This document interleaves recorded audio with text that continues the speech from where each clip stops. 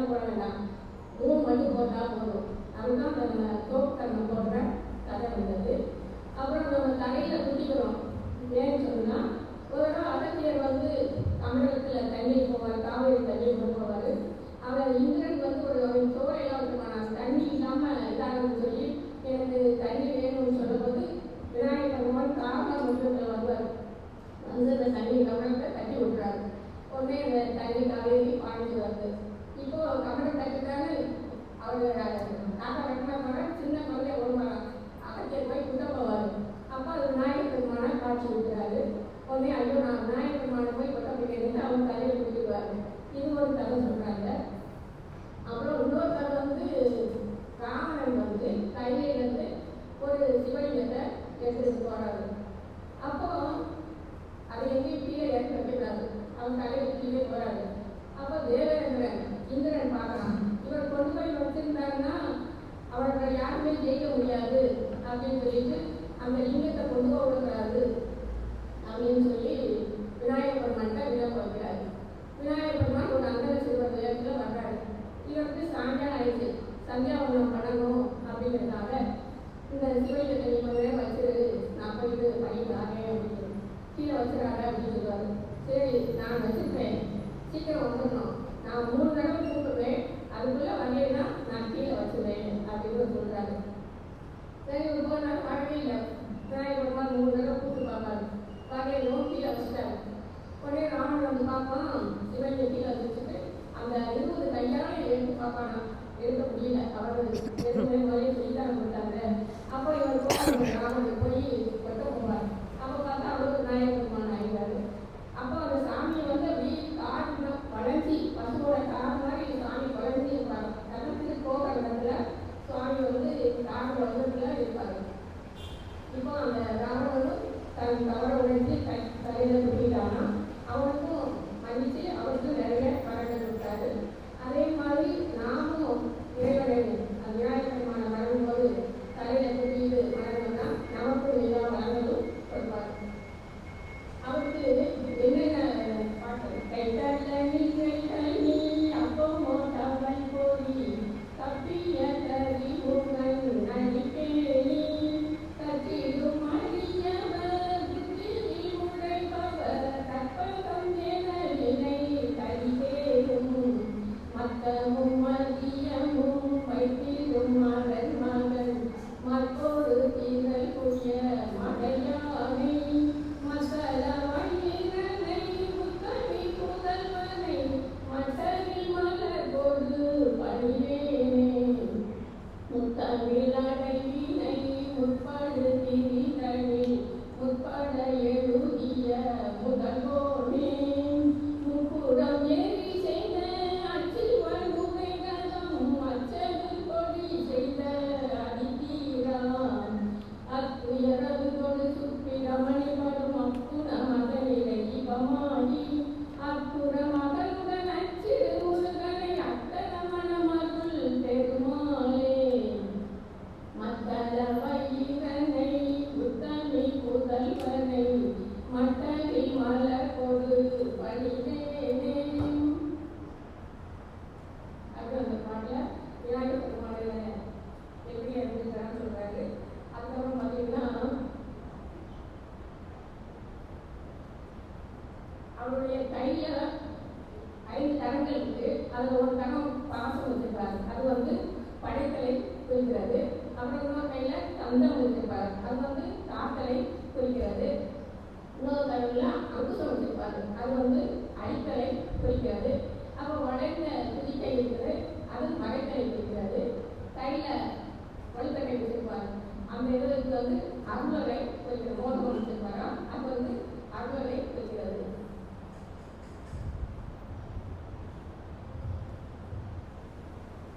நமக்கு வாதாபி கணபதி நம்ம நாட்டுக்கு வந்தாருன்னா அது எப்படி வந்தாருன்னா நரசிம்ம பல்லவர் அவர்கிட்ட வந்து பரஞ்சோதி முனிவர். நமக்கு வந்து 3 பரஞ்சோதி முனிவர் சொல்லப்படுறாங்க. ஒருத்தர் திருவிளையாடல் பரஞ்சோதி முனிவர். இவர் வந்து இந்த பல்லவ மன்னன்கிட்ட அமைச்சராக சேவை தலைவியாக இருப்பார்.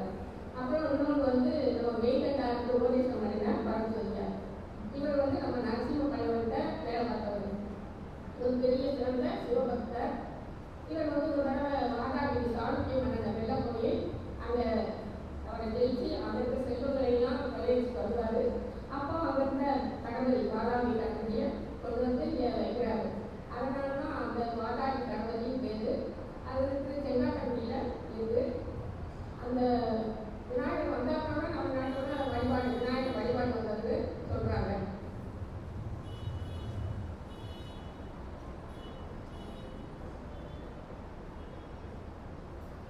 ஒரு தடவை விநாயகர் வந்து சிறுவராக இருக்கும்போது என்ன செஞ்சாரா, அவருடைய தோழர் பானுபவன் அப்படின்னு சொல்லிட்டு எல்லாருமா சேர்ந்து கையில விளையாண்டு இருப்பாங்க. ஒரு சோலைக்கிட்ட போகும்போது அங்க இருக்கிற மரத்திலே எல்லாம் ஒழிச்சு விளையாடுவாராம். பிறகு அங்கிருந்து வந்து பாட்டடல்ல போயிட்டு போறாங்க. அங்க சுவாமி இவர் பெருமாள் பள்ளி வச்சுட்டாரு பாம்பனையில. இவர் உள்ள இறங்கி தும்பிக்கையால முதல்ல கடலை கலக்கிறாராம்.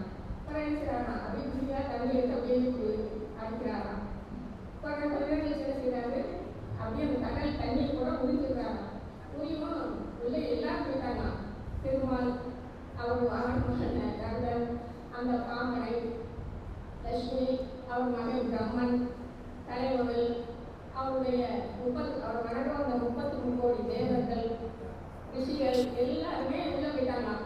ஆனால் எல்லாரும் எங்கே இருக்கோம், என்ன செய்யறோமே ஒருத்தர் போயிடலாம். இது எப்படி நம்ம உள்ள வந்தோம் அப்படி ஒருத்தர் இது பண்ணுறாங்களாம். ஏதாவது பிள்ளை வந்துருக்குமா, அப்படி பிள்ளை வந்தாலும் நம்மளையெல்லாம் இருக்காது, நம்ம எப்படி உள்ள வந்தோம் அப்படின்னு நினச்சிட்டு ஒருத்தர் பேசியிருக்காங்களாம். அப்புறம் பழைய என்ன செஞ்சாரா, அந்த விநாயகர் பழைய தண்ணீர் உலகம் எல்லாரும் நாளுக்கு ஒரு முறை போய் விடுவாங்களாம். இவர் திருமால் அவருக்கு சங்கக்காரன் தேடுவாங்க. அவங்க வந்து வாழைப்பட்ட காலம் சங்கக்காரம் அப்படின்னு ஆயுதங்களை காலம் தேடுறாங்களாம். அப்போ பெருமாளுக்கு வந்து இந்த சங்கக்காரனும் அவருடைய சேனைத்தாய் வாழ்ந்து இருப்பாங்கல்ல, அவர் போய் தங்க தேடி பார்த்துன்னு சொல்லுவார். அவர் தேடி பார்த்துட்டு என்ன கிடைக்கல. அதுக்கப்புறம் சொல்றாரு, விநாயகர் பெருமானுடைய ஒரு கணன் வந்து கையில் வச்சுருக்கு அப்படின்னு சொல்லுவான். இவர் கேட்க விநாயகர் எவ்வளோ வரப்போ பயமா, அதனால என்ன செஞ்சாரா, கையை போய் சிவபெருமான சொன்னார், இப்படி வந்து விநாயகர் பெருமான் விளையாண்டு இவரெல்லாம் போட்டாரு, இப்போ என் தங்க ஏன் எனக்கு அப்படின்னு சொல்லவும், நீ போய் காஞ்சிபுரத்தில் போய் தவறு விநாயகர் பெருமான் நினைச்சு அப்புறமா அவனுக்கு கிடைக்கும் அப்படின்னு சொல்லவும், அதே மாதிரி திருமால் வந்து அங்கே தவறு இருந்தாராம். தவறு இருந்து அந்த தங்கை அவர்கிட்ட அதுக்கப்புறம் கொடுத்து அவருக்கு வரங்களும் கொடுத்தாராம். இன்னொன்று வந்து தட்சன் யாகம் நடக்கிறார். அப்போ வந்து அவன் தட்சனுக்கு வந்து சுவாமி மேலே போகும். முதல்ல ராட்சாயினே அவன் கல்யாணம் முடிச்சு கொடுத்துட்டே தான் இருந்தார். எல்லா ஏற்பாடும் நடந்துச்சு. இவர் வந்தவர் மறுநாள் கல்யாணம், முதல் நாளே கூட்டிகிட்டு போயிடுவார் சுவாமி. அது ஒரு கோபம். ரெண்டாவது தட்சனுக்கு 27 பெண்கள், அவர் சந்திரனுக்கு கல்யாணம் முடிச்சு கொடுக்குறாரு. அந்த பெண்களில் அவர் ரோஹி மட்டும்தான் அவருக்கு பிடிக்கும், மற்றவங்க கூட பேச மாட்டான், பழக மாட்டான். அதனால அந்த 26 பெண்கள் வந்து தட்சனை சொல்லி அழுகிறாங்க. அப்போ இவருக்கு கோபம் வந்தது, நீ அழகா இருக்குன்னு நீ பண்ற, உன் அழகு தினம் ஒன்றுனா ஒரு தலையா அழிஞ்சு போகணும் அப்படின்னு சாப்பிட கொடுக்குறாரு. உடனே சந்திரனை போய் திருமாட்ட கேட்டு பார்க்குறாங்க, பிரம்மாட்ட கேட்டு பார்க்குறாரு, எங்களால் ஒன்றும் பண்ண முடியாது, தட்சன் யார் அங்கோட சாப்பிட்டா எல்லாரும் இருக்க முடியாது, அப்படி நீ சிவபெருமாட்ட தான் போகணும்னு சொல்லிட்டாங்க.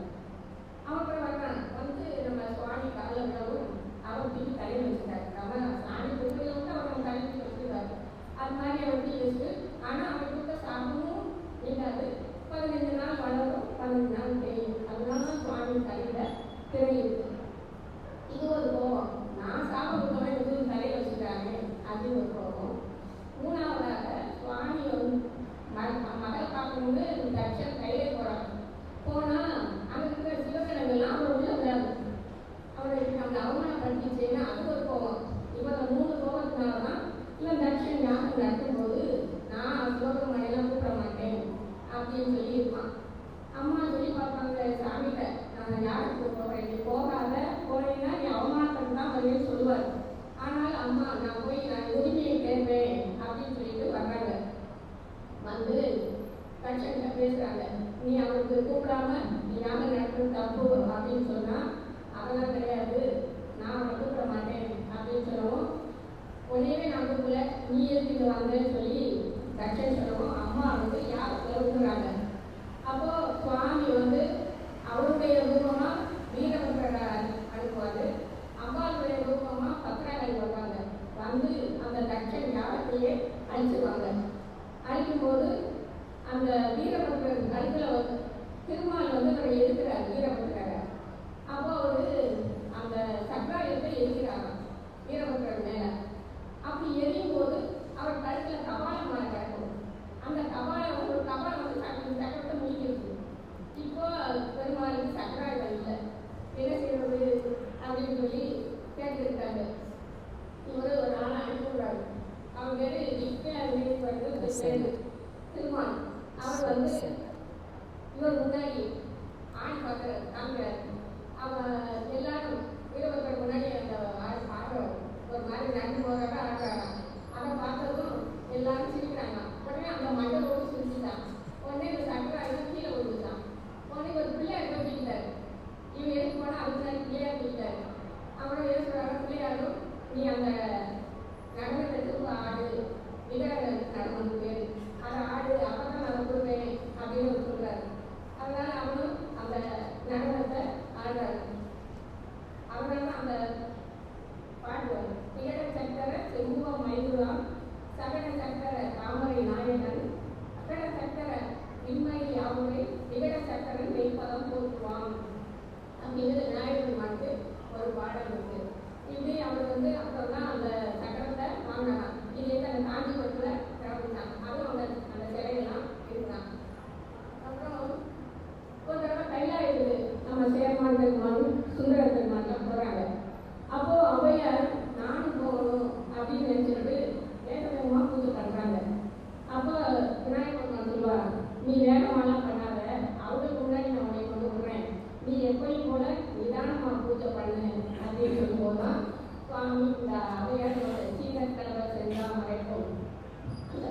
கோயிலில் பாடுவாங்க. பாடுறதும் அவருக்கு முன்னாடி அவங்கெல்லாம் சொல்கிற சேர்மான் பெருமான் போகிறதுக்கு முன்னாடி இவர் முறையும் அங்கே அவரை எழுதுவார். இப்படி விநாயகர் பெருமான் பல அதிசயங்கள் பண்ணுறாரு. அதுக்கப்புறம் நம்பியாண்டார் நம்பி அவர் நம்ம நம்ம நாராயணூரில் அந்த சைவர் இவங்க வீட்டில் சைவர் ஆட்டு சைவர் வீட்டில் குழந்தைய கட்டுறாரு. அவங்க அப்பா தினமும் அந்த கோயில் அதெல்லாம் பூஜை பண்ணுவார். முத்தங்கஞ்சி கோயிலாம் அதெல்லாம் ஒரு வழிபாடு பூஜை பண்ணிகிட்டே இருப்பார். இந்த குழந்தை அவர் ஒரு நாள் பூஜை செய்கிறாரு. அவருக்கு பதில் இவரை அனுப்பிவிடுறாரு பூஜை பண்ணுறது. இவருக்கு பிரசாதத்தை கொண்டு வந்துட்டு சாமிகிட்ட வைக்கிறாரு. அவருக்கு தினமும் அவர் பாவனை பண்ணி கொண்டு போயிடுவார். இவர் பார்க்கல, அவருக்கு தெரியல நம்பியாண்டார் நம்பிக்கை. அதனால என்ன செய்யறாரு, நீங்கள் சாப்பிட சாமி வெளியே வச்சுட்டே இருக்கிறாரு. அவர் சாப்பிடல, அழுது பார்க்குறாரு, அப்படியே சாப்பிடல. என்ன நம்ம ஏதோ தவறு செஞ்சோமோ அப்படின்னு சொல்லிட்டு அந்த நம்பியாண்டார் நம்பி அப்படியே அந்த சிலையிலே விடுவார் சுவாமி திருவள்ளியில். உடனே விநாயகர் பெருமான் அவர் தடுத்து அந்த பிரசாதத்தை சாப்பிட்றாரு. அப்புறம் பள்ளிக்கூடத்துக்கு போகிற நேரம் ஆயிடுச்சு, நான் பாடங்கள்லாம் படிக்கலையே அப்படின்னு சொல்லுவோம். அதை விநாயகர் பெருமான் அவருக்கு எல்லாமே சொல்லிக் கொடுப்பாங்க. மறுநாள் இதே மாதிரி நடக்குமா. இது அப்படி பூரா பண்ணிடுச்சு. இதை கேட்ட ராஜராஜ சோழன் அவருடைய சேனையோட விநாயகருக்கு கொடுக்க வேண்டிய பழங்கள் எல்லாத்தையும் கொண்டு வராரு. அது என்னென்ன பார்க்கலாம் பார்க்கணும். பத்தரவி சித்தமணி பொத்தரவி தனி பச்சியனு முத்தருடக்கமுனீவர் பத்துவமலத்தொடையும் மக்குவள் பட்டொழிய பட்டுருவதி கருத்தை வகிவேலும் திக்கமதிக்க வருது குடம் ரட்சிதரு சிற்றடியும் முற்றிய பன்னீரோடும் செய்வதியும் வைத்துயர் திருப்புகழிருப்பமுடு செப்பனையென கருளை மறவேனே இத்தவரை நற்கனிகள் சக்கரை பருப்புடனை எக்கொய்ய மற்றுவரை இளநீர் வந்து எச்சி வயலப்பவரை பச்சரி சிப்பிட்டுவன விற்பனமை விற்பவரை தனி மூலம் மிக்க அடி சிக்கடலை பச்சனமென கொளவு விப்பின சமர்த்தனையும் அருளாரி வெப்பருளிலச்சரின விற்பரமரப்பரம் இத்தரமரும் உடைய பெருமாளே. அவருக்கு என்ன நினைக்கணும்னா இளநீர் வைப்பாங்க, சர்க்கரை, பழங்கள், அப்புறம் நெய், பொடி, தேன், திட்டு, இப்படி பல வகை பிரசாதங்கள்லாம் அவர் கொண்டு வந்தாங்க. ராஜா கொண்டு வந்து இவையை சாப்பிட சொல்லுங்க அப்படின்னு அவர்கிட்ட கேட்குறாங்க. அவர் அந்த குழந்தையோட அன்புனால ஒரே இதில் அந்த எல்லா பிரசாதங்களையும் எடுத்து சாப்பிடுவாங்க. அதுக்கப்புறம் நம்ம ராஜா கேட்குறாரு, நம்மளுடைய திருமுறைகள்லாம் கண்டுபிடிக்கணும், அதையும் கேட்டு சொல்லுங்க விநாயகர் பெருமான்கிட்ட நம்பியாண்டார் நம்பியும் கேட்க சொல்கிறாங்க. அதே மாதிரி அவங்க அதையும் கேட்குறாரு. கேட்கவும் சுவாமி சொல்கிறாரு, அந்த சிதம்பரத்தில் பின்னாடி ஒரு அறையில் ஓலைச்சுவடிகள்லாம் இருக்குது அப்படின்னு சுவாமி காமிச்சு கொடுத்தாரு.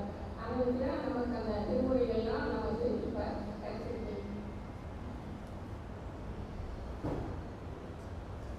அப்புறம் நம்ம ஏன் அவங்களுக்கு அர்த்தமொழி மாலை போடணும்னு சொன்னோம்னா, ஒரு வேலை அனலாசுரன் இருந்தான். அவன் வந்து எல்லாரையும் ரொம்ப கஷ்டப்படுத்தான். அவன் கண்ணினாலும் வாயினாலும் நெருப்பாக தப்புவான், அப்படி இருக்குவான். அதனால யாருமே அவனை இது பண்ண முடியாது. நம்ம விநாயகர் பெருமான் அவர் கூட சண்டை பார்த்தாரு, முடியல. அவன் என்ன செஞ்சான், பெரிய உருவம் வந்து அவனுக்கு விழுங்கிட்டாரு. விழுங்கினா அவர் உள்ள போயிட்டு உஷ்ணம் தாங்க முடியல. என்னென்னமோ செஞ்சு பார்க்குறாங்க, ஒன்றுமே தாமரை வச்சு பார்க்குறாங்களா, மழை தண்ணி நிறையா வச்சு பார்க்குறாங்க, எதுவுமே உஷ்ணம் குறையல. உடனே என்ன செஞ்சாங்களா, அருகம்புல்ல இருந்து அவருக்கு சாப்பிட்டது தான் அந்த வயிற்று அந்த உஷ்ணம் எல்லாமே குறைஞ்சிடான்.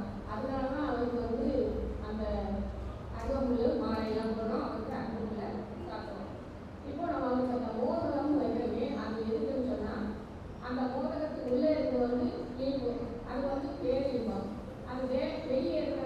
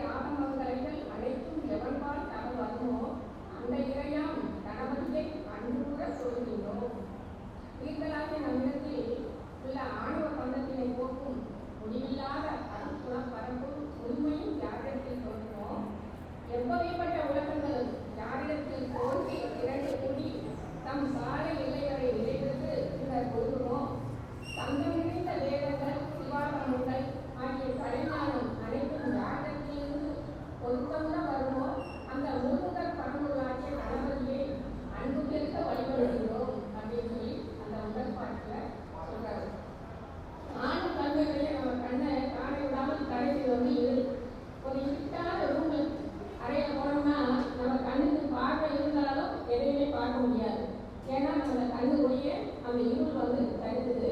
அதே மாதிரி நம்ம அழிவும் தன்மையுடைய அறிவை அறிவிடாமல் செய்வது வந்து ஆணவ மலம்.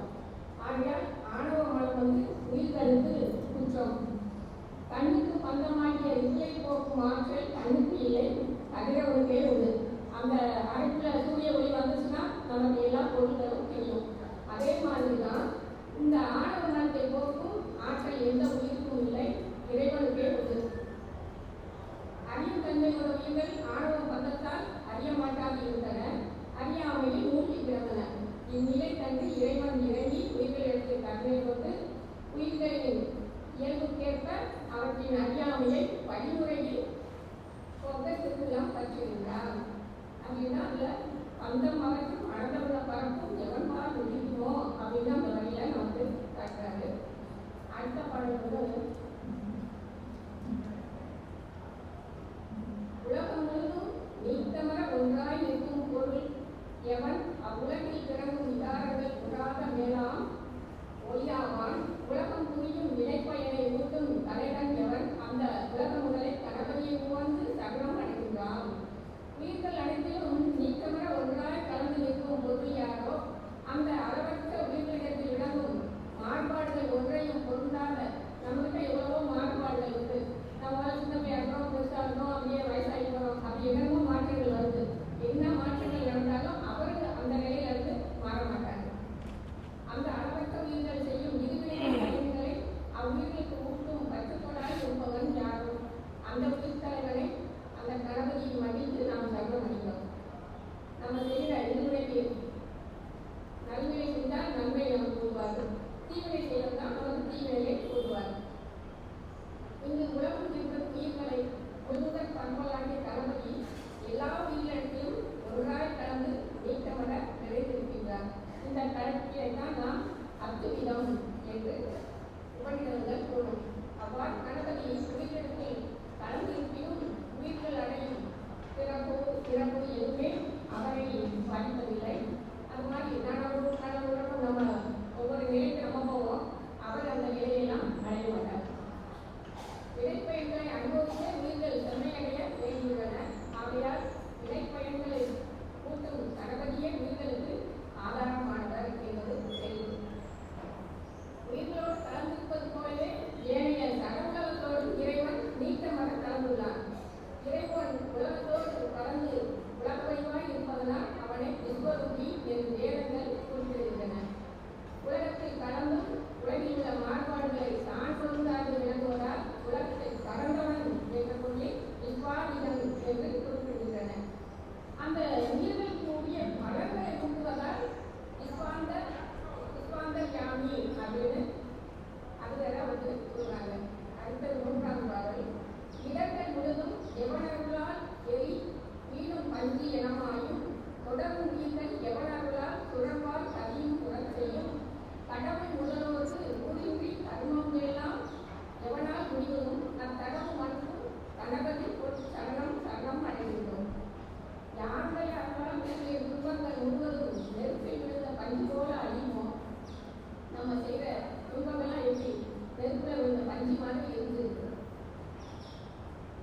பிறவிகளில் தொடர்ந்து வரும் உயிர்களை யாருடைய அருள் தேவர்களால் இந்திரலோகத்தில் வாழச் செய்யுமோ அந்த தேவர்களுடைய கடவுளுக்கும் அவர்கள் தொடங்கி கொண்ட காரியங்கள் யாரென்றால் இடையூறு இன்றி முன்புமோ அந்த வளைந்த உங்களுடைய கணவனின் அழகு திருவடிகளை தவறுகிறோம். நம்ம பிறவியிலிருந்து முயற்சி செய்வதும் அவர்தான். அந்த தேவர்களுக்கும் எல்லாருக்குமே நல்லது தருவது விநாயகர் பெருமான் தான். கணபதி நம்மால் நம் துன்பங்கள் அனைத்தும் நிறைவாகவும் முழுமையாகவும் பெறும் என்பதை உணர்த்துவதே தான் எரிமீனும் பஞ்சு அப்படின்னு ஓமை கொடுத்தாங்க. அந்த நெருப்பில் வந்து பஞ்சு ஒரு நிமிஷத்துல எடுத்துவோம்ல, அதே மாதிரி நம்ம துன்பங்கள் அனைத்தும் முழுமையாகவும் நிறைவாகவும் போக்கி கணபதியின் அருள் உயிர்களை தேவலோகத்தில் ஐயா உங்கள் பேர் என்ன ஐயா?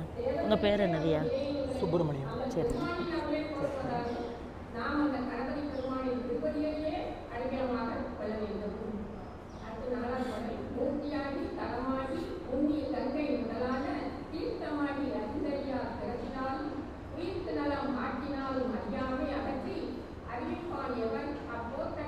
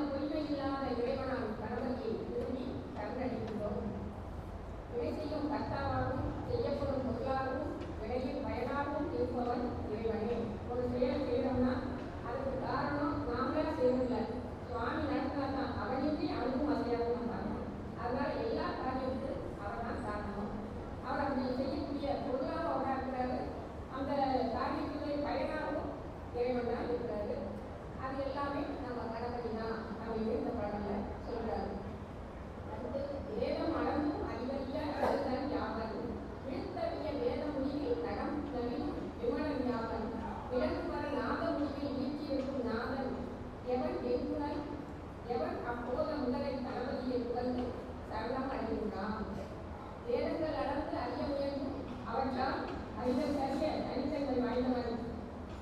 வீருடைய வேதங்களின் முடிவில் நடனமிடும் விமலம். விலங்கு பரநாதத்தின் முடிவில் வீட்டிருக்கும் சொரூப சிவன். 8 கரங்களை உடையவன்.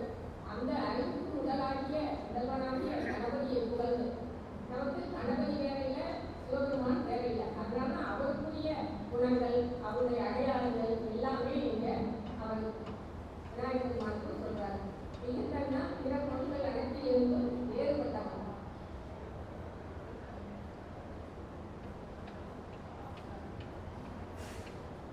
சிவபெருமான் பிரபஞ்சத்தை படைக்கும் போது 9 வகையான நிலைகளை விளங்குவாராம். இதனை நவசனுக்கு ஏதவும் என்பார். இவ்வகைகளும் முதலாவது கரணாகம். இதற்கும் மேற்பட்டவை சொரூப சிவம். எனவே கரணாக முடிவில் வீட்டிருக்கும் நாதன் என்பது சொரூப சிவத்தை குறித்தது. கணபதி சிவபெருமானின் வேறல்ல என்பது எப்போதும் நினையத்தக்கது. அதனால நம்ம விநாயகர் பெருமான் வேறு, சிவபெருமான் வேறு இல்லை வேறுன்னு நம்ம நினைக்கிறார். அடுத்தது அன்னியோர் ஐகுணமாகி வடிவான் எவன் நீரிடை நான்காய் நன்னி அமர்வான் எவன் தீயும் 3ஆய் தவிவான் எவன் வடியும் என்னும் 2 குணமாகி இயைவான் எவன் வாழ்வை ஒன்றாம் அண்ணல் எவன் அக்கணபதியை அன்பில் சரணம் அடைந்தான். நிலத்தில் ஆராய்ந்து அறியத்தக்க 5 குணங்களாக தங்கியிருப்பவன். நீரில் 4 குணங்களாக தோன்றியிருப்பவன். நெருப்பில் 3 குணங்களாக இருப்பவன். காற்றில் எண்ணப்படும் 2 குணங்களாகி தோன்றுபவன். வானில் ஒரு குணமாகி விளங்கும் அண்ணல் எவனோ அந்த கணபதியை அன்போடு சரணடைகிறோம். நிலம், நீர், நெருப்பு, காற்று, ஆகாயம் இது பஞ்சபூதங்கள். நாம் வசிக்கும் இந்த பஞ்சபூதங்களுக்கு ஆதாரமாக தத்துவ பூதங்கள் உள்ளன. அவையும் இந்த பஞ்சபூதங்களின் பெயர்களையே பெற்றுள்ளன. அந்த தத்துவ பூதங்களாகிய நிலம், நீர், நெருப்பு, காற்று, ஆகாயம் என்பவையே இவ்வாழில் குறிப்பிடப்படுகின்றன என்பது நாம் தெரிந்து கொள்கின்றோம். ஓசை, ஊறு, உருவம், சுவை, நாட்டம். ஓசை, உருவம், சுவை, நாட்டம் எனும் 5 தன்மை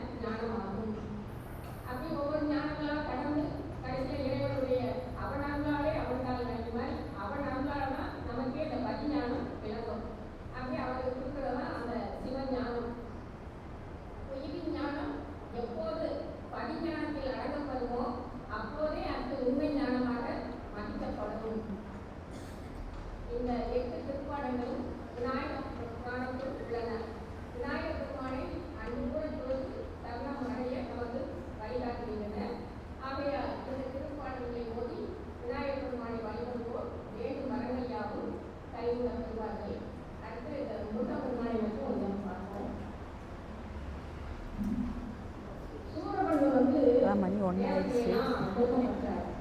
அப்போ அவங்களே முடிச்சிடட்டுமா நம்ம சிவபெருமான் அப்படிதான் இல்லை இதோட எல்லாரும் நிப்பாட்டியா ஒரே வாங்க எங்க போறது நம்ம விட்டா அவர்கிட்ட நம்ம போயிடம் எதுவுமே கிடையாது. இவ்வளோக்கா அப்போ சுவாமி ஒரு விஸ்வரூபமா இருக்கிறார். அவர் 5 முகம். அந்த முகத்துல ஈசானம், தத்புருஷம், அகோரம், வாமதேவம், சத்யோஜாதம். அதோட கீழ் நோக்கிய முகம். அந்த முகத்துல 6 வெற்றிக்கல்ல இருந்து 6 நெருப்பு மொழிகள் வருது. அதோ முகம் அனுபவம் உருவமாகி அனாதியாய் பலவாய் ஒன்றாய் பிரம்மமாய் நின்ற ஜோதி பிளம்பதோர் மேனியாகி தரங்கைக்கு ஒரு முகங்களால் தரங்கள் 12 கொண்டு ஒதுக்கிட்டு முருகன் வந்து ஆண்டு உதித்தனர் உலகம் செய்ய. அப்படித்தான் நம்ம முருகப்பெருமான் வந்து தோன்றார். அவர் வந்து யாரோட கருணையும் அம்பாளோட கருணையெல்லாம் பிறக்கல, சுவாமியோட வெற்றிக்கல்ல இருந்து பிறந்தார். அதனால அவருக்கு ஒரு ஆண் மகன். 1:15 வரைக்கும் 1 மணி வரைக்கும் நம்ம எல்லாம் கருணை எல்லாருமே கருணை தான் வரும். சுவாமி முருகப்பெருமான் மட்டும்தான் சுவாமியோட வெற்றிக்கல்ல இருந்து வெற்றி கொடியில இருந்து வந்தவர். சொல்லி பாருங்க சகல உயிர்களுக்கும் அருள் புரியும் இறைவன். உயிர்களை உலகி பிறக்கச் செய்து வாழும்படி வழிநடத்தி வழிமுறையிலே பக்குவப்படுத்தி குழுவாக எழுந்ததி அவர்கள் உபதேசம் செய்து அவர்கள் மெய்யுணர்வு பெற்ற நிலையில் அவர்களுக்கு அருளை கொடுத்து தனது வெற்றிகளிலிருந்து 6 தீக்குறிகளை வெளிப்படுத்தி அவர்கள் சரவண கோயிலில் வந்து இந்த பாய் பகவான் அக்னி பகவானை கூட சேர்த்து சொல்லுவாங்க. அப்படிதான் சரவண கோயிலில் வந்து சேர்ப்பாங்க. 6 தாமரையா 6 குழந்தையாக வரும். அவங்க கார்த்திகை பெண்கள் வளர்த்து வருவாங்க. ஒரு நாள் சுவாமி அம்பாள் பார்க்க போவாங்க. அப்போ அம்பாள் 6 குழந்தையும் சேர்த்து இருக்கும்போது அவர் தந்தன், அவர் சேர்க்கப்பட்டவர்னால அவர் தந்தன். அவர் எதிரிகளையும் பராக்கிரமத்தை பற்ற செய்வார், எதிரியும் வலிமையை பற்ற செய்வார். அப்படிப்பட்ட முருகப்பெருமான் அதுவும் அந்த பாட்டை ஏறு மயில் ஏறி விளையாடு முகம் ஒன்றே ஈஸ்வருடன் ஞான மொழி பேசும் முகம் ஒன்றே கூறும் அடியார்கள் தீர்க்கும் முகம் ஒன்றே குன்றுகளே வாங்கி நின்ற முகம் ஒன்றே மாறுபடி சூழலை வதைத்த முகம் ஒன்றே வள்ளியை மனம் உணர வந்த முகம் ஒன்றே ஆறு முகமான பொருள் நீ அருள் வேண்டும் ஆதி அருணாச்சலம் அமர்ந்த பெருமாளே. ஏறுமயில் ஏறி விளையாடுவோம். அது வந்து மயில் ஏறி விளையாடா பிடிப்பாரு. ஈஸ்வருடன் ஞானம் நம்ம தந்தைக்கு உபதேசம் பண்ணுறது நம்ம முருகப்பெருமான். ஈஸ்வருடன் ஞானமும் பேசுவோம். கூறும் அடியார்கள் நம்ம செய்கிற குறைகள் எல்லாமே போன்றவர் அவர்கள். குன்றும்ப தெய்வான் என்ற கவுச்ச மலையை மேற்கொண்டு தகர்த்தார். மாறுபடி சூழலை வதைத்த முகம், சூழலையும் வதைத்த முகம் ஒன்று. அப்புறம் வள்ளியை மனமுணர வந்த முகம் ஒன்று. இப்படி அந்த 6 முகத்துக்கும் ஒரு கதை நம்ம சொல்லலாம். இப்போ அந்த 6 ஆதாரம் மாதிரி அவருக்கு கோயில்கள் சொல்லப்படுது. மூலாதாரம் வந்து திருப்பரங்குன்றமா, சுவாதிஷ்டானம் திருச்செந்தூர், மணிப்புரகம் திரு ஆவினங்குடி, அப்புறம் அனாதகம் திருவேரகம், விசுக்கு திருத்தணி, ஆகவே பழமுதிர் சோலை. இப்படி 6 மூர்த்தியாகி நமக்கு எல்லாமே அவர் செய்கிறாரு. திருப்பரங்குன்றத்துல நக்கீரர் திருமுருகாற்று படை பாடி 999 முனிவர்களை சிறையிலிருந்து விடுவித்தார். அதுக்கப்புறம் திருச்சி வேலைவாயில வந்து முருகப்பெருமான் அந்த அசுரர்களை அழித்து அந்த சூரசம்ஹாரம் செய்தாராம். திருவாவூர்குடி வந்து முருகப்பெருமான் உயிருக்கு உயிராய் உலகோடு உடனாய் பேசும் பழனியில அவர் ஆண்டி குளம்லாம் இருந்தார். அவர் எல்லாத்தையும் விட்டாங்க நம்ம இறைவனை போய் சேர முடியும். அதைத்தான் அவங்க சொல்லுவாங்க, ஆண்டி குளத்தை பார்க்கக்கூடாது அப்படின்லாம் கிடையாது. நம்மளுடைய இந்த முதல்ல சொல்லிடலான்னு பார்த்தேன். நான் அதை முதல்ல சொல்லிடலான்னு பார்த்தேன். ஒரு சும்மா ஒரு 10 நிமிஷம் விநாயகர் ஆமாம் சாத்திர நூல்கள் எப்படி சொல்லிடுவேன். ஓ சரி சரி விநாயகர் படத்துவம்னே சொல்லிடு. வள்ளிமலை உபதேசம் ஆன்மாக்கள் மெய்யுணர்வு முறையாக மூர்த்தி தலம் தீர்த்தம் என நல்வழியில் தம்மை ஈடுபடுத்தி சிவயோகத்தை பெறுவதற்கான தலமா. அடுத்தது பழமுதிர் சோலை. சொல்லியாச்சு. இயற்கை வளம் மிக்க சோலையாக இருப்பதால் சோலைமலை என்றும் சிலம்பால் உழைக்கும் இடமாகலாம் நூங்குற கங்கை என்றும் சோலைமலைக்கு வந்துட்டாங்க. இடம் என்பதால் திருமாலிவன் தோலை என்றெல்லாம் கூறப்படுகிறது இத்தலம். இத்தலம் ஆன்மாக்களுக்கு ஒரு புத்தி பேச்சினையும் சுகபோகத்தையும் கொடுக்கக்கூடிய தலமாக சொல்லப்படுகிறது. எனவே இந்த புத்த பெருமானின் 6 படை வீடுகளையும் நாம் தரிசனம் செய்து அவருடைய திருவருளை பெறுவோமாக. திருச்சிற்றம்பலம். நல்ல வாய்ப்பு இருக்குது. நன்றி குரு. எனக்கு இந்த அரிய வாய்ப்பை வழங்கிய அடியார் பெருமக்களுக்கும் நல்லுள்ளம் கொண்ட எல்லா பெரியவர்களுக்கும் என்னுடைய நன்றியையும் வணக்கத்தையும் தெரிவித்துக் கொள்கிறேன். வான்முகில் வளாது பெய்க மலைவளம் சுரக்க மன்னன் போன்முறை அரசு செய்ய குறைவிலா அருள்கள் வாழ்க நான் மனை அறங்கள் போங்க நற்றவம் வேள்வி மல்க மேன்மை கொள் சைவ நீதி விளங்குகிற உலகமெல்லாம் மேன்மை கொள் சைவ நீதி விளங்குக உலகமெல்லாம். ஹரம் பார்வதி பதையே ஹர் மகாதேவா. நாடுடைய சிவனே போற்றி நாட்டவர்க்கும் இறைவா போற்றி. வெற்றிவேல் முருகனுக்கு